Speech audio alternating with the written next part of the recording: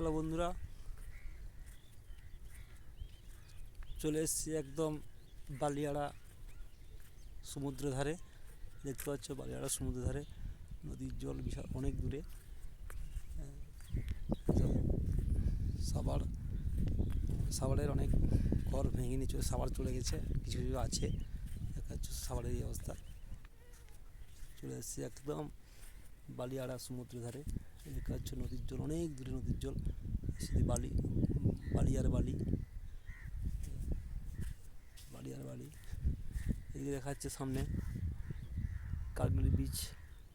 এই দেখা যাচ্ছে কার্গিল বিচের এই ঢাল, গাছপালা দেখা যাচ্ছে সামনে। ওই দেখা যাচ্ছে ওই জঙ্গলটা হচ্ছে জম্বুদ্বীপ, জম্বুদ্বীপের চড়া ওই দেখা যাচ্ছে, দেখতে পাচ্ছ যে একদম জল নেই। এই হচ্ছে কার্গিল বিচ, এই হচ্ছে বালিয়াড়া।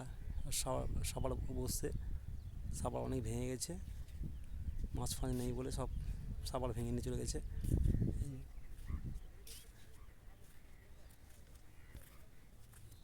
চলে এসেছি একদম সমুদ্র সৈকতের ধারে, একদম বালিয়াড়া সমুদ্র সৈকতের ধারে।